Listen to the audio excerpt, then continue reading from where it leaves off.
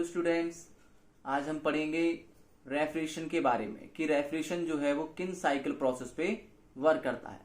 पिछले टर्म पे हमने आपको रेफ्रिजरेशन क्या है, इसकी क्या यूनिट होती है, इनके बारे में हमने डिस्कस करा था। आज हम पढ़ेंगे रेफ्रिजरेशन जो है वो किन साइकिल प्रोसेस पे वर्क करता है। सबसे पहले हम बात करते हैं कार्नोट साइकिल की। कार्नोट साइकिल में 4 प्रोसेस होते हैं। इसमें 2 इसमें होते हैं आइसोथर्मल प्रोसेस और 2 होते हैं उसमें रिवर्सिबल एडियाबैटिक, या इसको हम आइसेंट्रोपिक भी कहते हैं। आइसोथर्मल एक ऐसा प्रोसेस होता है जिसमें टेम्परेचर को कांस्टेंट रखते हुए वर्क किया जाता है, या उसमें प्रोसेस को पूरा जब करते हैं तो उसमें टेम्परेचर को कांस्टेंट रखता है। जबकि एडियाबैटिक इस प्रोसेस में क्या होता है कि जो सिस्टम की हीट होती है वो ना तो सिस्टम से बाहर जानी चाहिए और ना ही सिस्टम के अंदर कोई बाहर से हीट अंदर आना चाहिए। तो हम देखिए इसको ड्रॉ करते हैं। कार्नोट साइकिल को सबसे पहले समझने के लिए इसका प्रेशर वॉल्यूम डायग्राम ड्रॉ करते हैं। देखिए बहुत ही आसान है। देखिए ये हो गया इसका प्रेशर लाइन, ये हो गई इसकी वॉल्यूम लाइन। ठीक है, अब हम बनाते हैं इसमें 2 आइसोथर्मल होते हैं, 2 रिवर्सिबल एडियाबैटिक या आइसेंट्रोपिक होते हैं। तो देखिए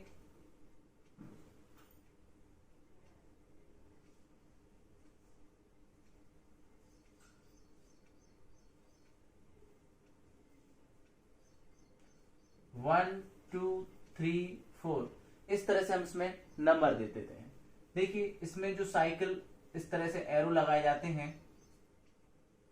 आप देख रहे हैं इसमें जो एरो लगे हुए हैं ये लगे हैं एंटी क्लॉकवाइज। तो इसका भी कोई मतलब होता है, कभी ये क्लॉकवाइज बने होते हैं, कभी ये एंटी क्लॉकवाइज बने होते हैं। जब ये क्लॉकवाइज बने होते हैं तो उसका मतलब होता है ये पावर प्रोड्यूसिंग साइकिल है, और जब ये एरो जो होते हैं एंटी क्लॉकवाइज बने होते हैं तब इसका मतलब होता है ये साइकिल जो है वो पावर कंज्यूमिंग साइकिल है। हम पढ़ रहे हैं रेफ्रिजरेशन, और रेफ्रिजरेशन जो है हमें कोई पावर देता नहीं है, हमें उस पर कोई पावर देना होता है। यानी कि रेफ्रिजरेशन हमें कोई वर्क नहीं देता है, हमें उस पर वर्क कराना पड़ता है। तो जिन मशीन्स पर हम वर्क करते हैं उनकी जो साइकिल होती है वो एंटी क्लॉकवाइज बनती है, और जो हमें वर्क देती हैं उनकी साइकिल जो होती है वो क्लॉकवाइज होती है। तो अब देखिए इसके आगे 1 से 2 जो सिस्टम कहलाएगा, ये है आपका जो प्रोसेस है 1 से 2, ये है आपका आइसोथर्मल, और 3 से 4 ये भी आइसोथर्मल है। ये दोनों प्रोसेस जो है आइसोथर्मल है, और ये दोनों प्रोसेस जो है ये आपके आइसेंट्रोपिक।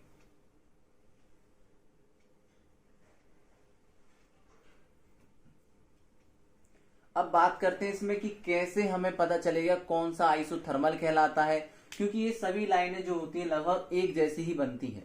थोड़ा सा इनमें अंतर होता है, उस अंतर को भी समझते हैं। देखिए आइसोथर्मल और एडियाबैटिक लाइन में डिफरेंस होता है। आइसोथर्मल लाइन जो होती है उसका एंगल जो होता है वो कम होता है आइसेंट्रोपिक लाइन से। हम देख रहे हैं ये लाइन जो कहलाएगी ये है आपकी आइसेंट्रोपिक, और ये वाली लाइन जो है ये आपकी आइसोथर्मल लाइन कहलाएगी। इसमें हमें पता चला है कि जो एंगल है आइसेंट्रोपिक का वो ज्यादा है किससे, आइसोथर्मल से। तो हमें ग्राफ में पता चल जाता है कि जो लाइन ये ज्यादा एंगल बना रही है वो हमारी आइसेंट्रोपिक लाइन है, और जो एंगल ये हॉरिजॉन्टल से कम एंगल बना रही है वो हमारी आइसोथर्मल लाइन है। तो ये तो जानकारी के लिए था, जिससे हमें पता चलता है कि आइसोथर्मल लाइन कौन सी है और एडियाबैटिक या आइसेंट्रोपिक लाइन कौन सी है। अब इसके बारे में आगे बात करते हैं कि 1 से 2 जो प्रोसेस है वो हमारा आइसोथर्मल है, 2 से 3 जो प्रोसेस है वो हमारा आइसेंट्रोपिक है, और 3 से 4 भी हमारा आइसोथर्मल है, और 4 से 1 जो है वो भी हमारा आइसेंट्रोपिक है। तो इन प्रोसेस के बारे में समझते हैं कि 1 से 2 में क्या होता है, 2 से 3 में क्या होता है। देखिए सबसे पहले हम बात करते हैं 1 से 2। 1 से 2 जो प्रोसेस होता है इस प्रोसेस को हम बोलते हैं isothermal heat addition.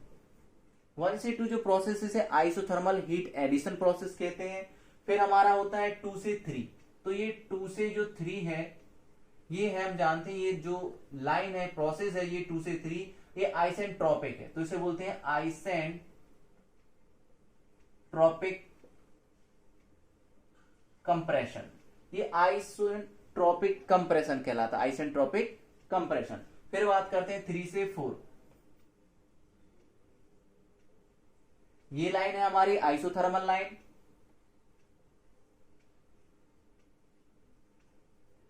Isothermal heat rejection को ये दिखाता है। अब बात करते हैं 4 से 1, ये भी हमारी आइसेंट्रोपिक लाइन है। 4 से 1 आइसेंट्रोपिक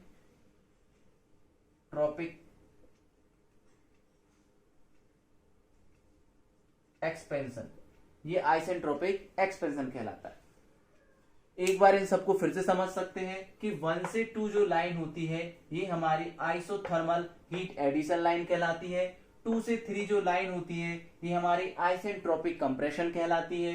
3 से जो 4 होती है वो हमारी आइसोथर्मल हीट रिजेक्शन लाइन कहलाती है, और 4 से जो 1 है ये हमारा आइसोथर्मल एक्सपेंशन लाइन कहलाती है। तो आपको समझ में आया होगा कि जो कार्नोट साइकिल होती है उसमें 4 प्रोसेस होते हैं और चारों प्रोसेस को हमने आपको बताया। अब इस साइकिल को जब ये एग्जाम में पूछी जाती है तो इसका पूरा एक्सप्लेन करना पड़ता है, तो इसके साथ में हमें इसका TS यानी टेम्परेचर और एंट्रोपी ग्राफ भी बनाना पड़ता है। तो टेम्परेचर एंट्रोपी ग्राफ भी हम देखते हैं।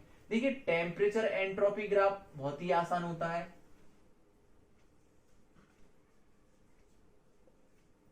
टेम्परेचर और एंट्रोपी, इस डायग्राम को भी समझ सकते हैं।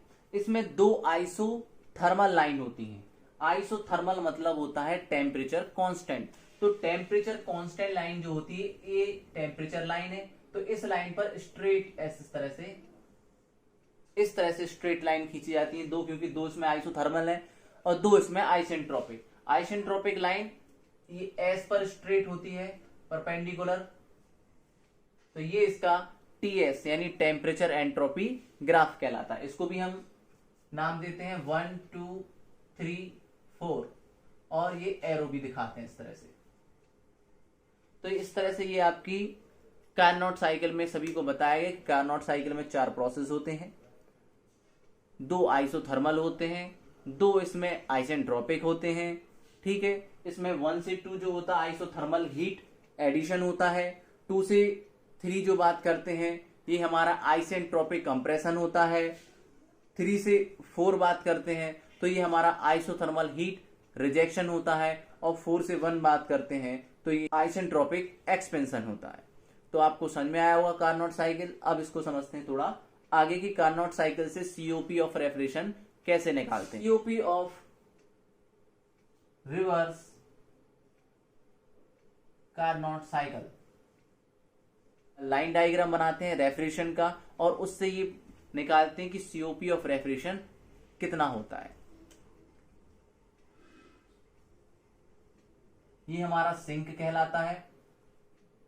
यहां हाई टेम्परेचर,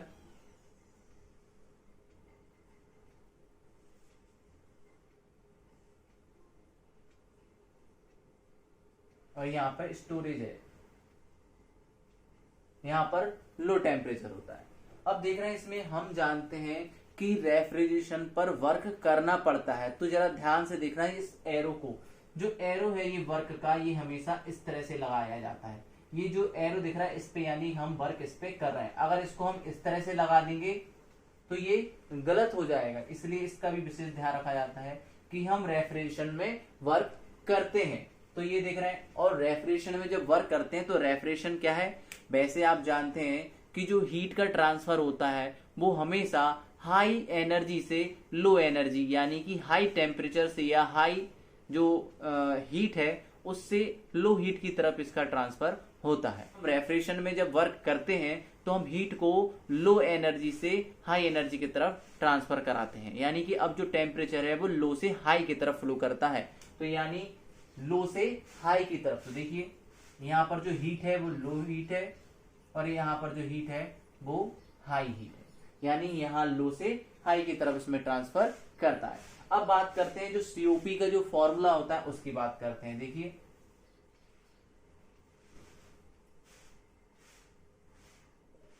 सीओपी का जो फॉर्मूला होता है वो होता है डिजायर बटे रिक्वायर।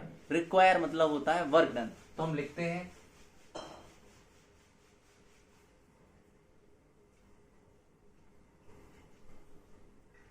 कहीं कहीं इसको एब्जॉर्ब हीट भी लिख सकते हैं या डिजायर हीट भी लिख सकते हैं या डिजायर टेम्परेचर या डिजायर भी लिख दिया।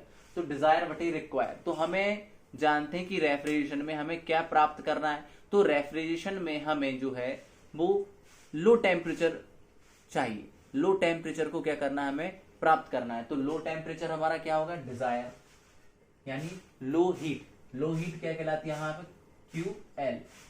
और जो वर्क डन होता है वो क्या होता है, आप जानते हैं रेफ्रिजरेशन में जो भी हम ऑब्जेक्ट रखते हैं उसकी हीट जो रहती है यानी वो ज्यादा होती है और हमें उसको करना होता है कम। तो यानी ज्यादा से कम करने के लिए जो उस पर वर्क करना है वो ही हमारा क्या कहलाता है, वर्क डन। यानी ज्यादा से उसको कहाँ ले जाना है, हमें कम की ओर। तो इन दोनों के बीच का जो डिफरेंस होता है वही वर्क डन कहलाता है। तो देखिए हम जानते हैं हाई हीट से हम कहाँ ले जाएंगे, लो हीट की तरफ। यानी कि इन दोनों का जो डिफरेंस होगा वो हमारा वर्क डन कहलाएगा। ठीक है, तो QL upon QH minus QL। तो ये आ गया हमारा फॉर्मूला। अब इसको हम, आप जानते हैं इसको और भी आगे ले सकते हैं। देखिए जो रिवर्सिबल साइकिल है ये कार्नोट साइकिल, इसमें जो हीट होती है वो डायरेक्टली प्रोपोर्शन होती है टेम्परेचर के। यानी इसको हम नॉर्मली जूल्स लॉ भी कह सकते हैं। जूल्स लॉ इसमें फॉलो कर दें तो आप जानते हैं QH अपॉन QL को हम लिख सकते हैं TH अपॉन TL। यानी हाई हीट दिखाएगी हाई टेम्परेचर को और लो हीट जो है वो दिखाएगी लो टेम्परेचर को। तो इसमें हम इसके फॉर्म में भी इसको लिख सकते हैं। तो देखिए QL को हम TL अपॉन TH माइनस के TL भी इसको हम लिख सकते हैं। तो इसमें आप देख रहे हैं दोनों में कॉमन आ रहा है। तो देखिए TL कॉमन ले लेंगे तो ये हो जाएगा TH अपॉन TL माइनस के 1। और जब कॉमन आएगा यहाँ पर, ये तो पहले से TL है, ये TL है, TL से TL कैंसिल हो जाएगा तो ये बचेगा 1 upon TH upon TL minus के 1। तो ये कहलाएगी COP ऑफ रेफ्रिजरेशन। तो आपको समझ में आया होगा। COP ऑफ रेफ्रिजरेशन को इस फॉर्म में भी लिख सकते हैं या हम इस फॉर्म में भी लिख सकते हैं। ये दोनों फॉर्म ही हमारे COP रेफ्रिजरेशन निकल आया। किसके लिए, ये कार्नोट साइकिल के लिए।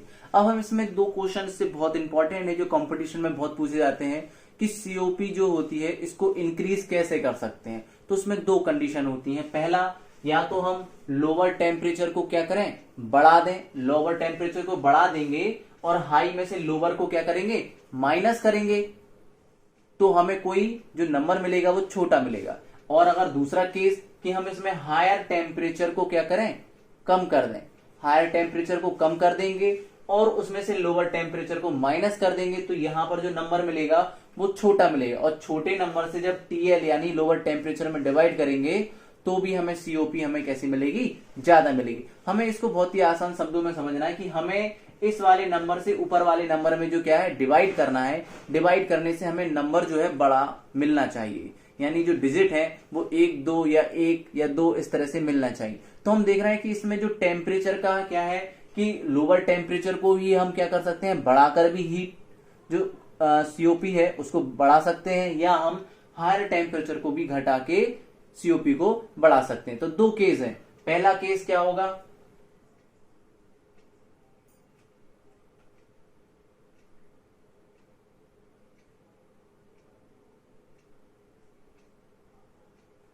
TH को हम क्या कर रहे हैं, घटा रहे हैं। TH घटा रहे हैं Y डेल T। यानी हम जो हायर टेम्परेचर है उसको डेल T क्या कर रहे हैं, कम करके COP को निकालते हैं। तो देखिए किस तरह से कि जो हायर टेम्परेचर है अब उसको हम लिखेंगे TH माइनस के डेल T।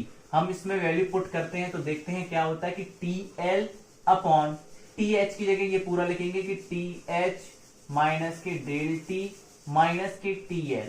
अब इसको हम इस तरह से लिख सकते हैं कि TL अपॉन TH माइनस के del TH minus TL minus के डेल T। तो हम इसमें देख रहे हैं कि अगर इसमें कि हायर जो टेम्परेचर है उसमें से कोई लोअर टेम्परेचर को, जो लोअर टेम्परेचर यानी डेल्टा टी जब इसमें से कम करते हैं, यानी टीएल और डेल्टा टी दोनों को सम है क्योंकि माइनस माइनस जुड़ जाएंगे, इसमें से जब इसको कम करेंगे तो यहाँ पे नंबर मिलेगा छोटा, और छोटे नंबर से ऊपर वाले में डिवाइड करेंगे तो हमें सीओपी ज्यादा मिल सकती है। अब हम बात करते हैं दूसरा केस, जब हम लोअर टेम्परेचर को इंक्रीज करते हैं। हम जानते हैं इसको घटाने से भी सीओपी बढ़ सकती है और इसको बढ़ाने से भी सीओपी बढ़ सकती है। हम जानते हैं कि ऊपर वाला नंबर अगर इसको इंक्रीज कर दिया जाए, बढ़ा दिया जाए तो, और नीचे वाले से डिवाइड करें तो हम देख रहे हैं तो भी हमें जो नंबर है वो बड़ा मिल सकता है। तो हमारा दूसरा केस देखिए, case second, lower temperature increase by del T. तो लोअर टेम्परेचर को हम इंक्रीज करेंगे डेल टी, तो देखिए किस तरह से कंडीशन बनती है। पुटिंग करते हैं इसमें, अब डेल टी की जगह हम रखना पड़ेगा अब हमें टीएल की जगह रखना पड़ेगा टीएल प्लस डेल्टा टी। अब हम इसमें पुटिंग करते हैं तो जो सीओपी का जो फॉर्मूला आता है हम इधर लिखते हैं इसको,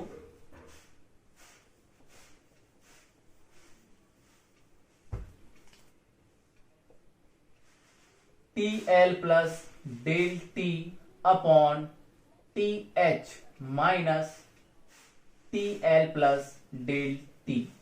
देखिए हमने क्या किया, लोअर टेम्परेचर को डेल्टा टी इंक्रीज करा और पहले हायर टेम्परेचर को हमने क्या करा था, डेल्टा टी डिक्रीज किया था। दो केस बनते हैं इसमें और ये क्वेश्चन पूछा जाता है कि कौन सा आपके लिए बेनिफिशियल होगा, कौन सा ज्यादा लाभदायक होगा जिससे हमें ज्यादा से ज्यादा सीओपी मिल सके। तो वही हमने इसमें दिखाया कि पहले हमने क्या किया, टी एच यानी हायर टेम्परेचर को हमने डेल्टा टी डिक्रीज कर दिया, सॉरी एरो नीचे की ओर है तो दिखा रहा है डिक्रीजमेंट, यानी हमने इसको डेल्टा टी डिक्रीज कर दिया। तो इसके डेल्टा टी जब डिक्रीज कर देंगे तो जो हायर टेम्परेचर को क्या लिख सकते हैं अपन, T H minus delta T. तो पुटिंग करा, इससे ये इक्वेशन आ गई। अब हम देख रहे हैं दूसरा केस जिसमें हम क्या कर रहे हैं, लोअर टेम्परेचर को डेल्टा टी इंक्रीज करते हैं। तो डेल्टा टी इंक्रीज करेंगे यानी कि टीएल जो है अब वो टीएल प्लस के डेल्टा टी हो गया।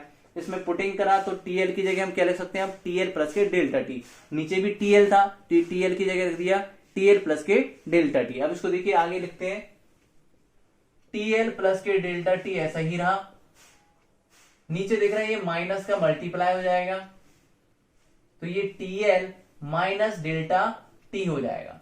और इसको हम इस फॉर्म में भी लिख सकते हैं कि TL plus delta T upon T H minus TL minus के डेल्टा टी।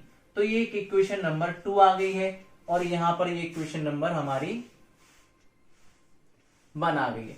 अब हम इन दोनों इक्वेशन को ज्यादा ध्यान से देखते हैं, क्या निष्कर्ष निकल के आता है कि नीचे वाला जो T H minus TL minus delta T यहां पर भी है और T H minus TL minus delta T यहां पर भी है, पर हम देख रहे हैं कि टीएल यहां पर है पर यहां पर टीएल प्लस के डेल्टा टी है, यानी ऊपर वाला नंबर ये बढ़ गया। इससे मतलब आपको पता चलता है कि अगर दोनों नीचे वाले जो डिजिट है वो सेम है और इनसे हम अगर टीएल अकेले में डिवाइड करेंगे तो हमें कुछ नंबर कम मिलेगा, और अगर हम टीएल प्लस डेल्टा टी में डिवाइड करेंगे तो हमें नंबर कुछ बड़ा मिलेगा। यानी कि हमारी सीओपी दोनों कंडीशन में बढ़ती है, पर जो आपके लिए ज्यादा बेनिफिशियल है वो होता है आपके लोअर टेम्परेचर को इंक्रीज करना। आप कर सकते हैं क्या, लोअर टेम्परेचर को इंक्रीज करा के ज्यादा सीओपी को क्या कर सकते हैं, हम इंक्रीज कर सकते हैं देन हायर टेम्परेचर को घटाने से।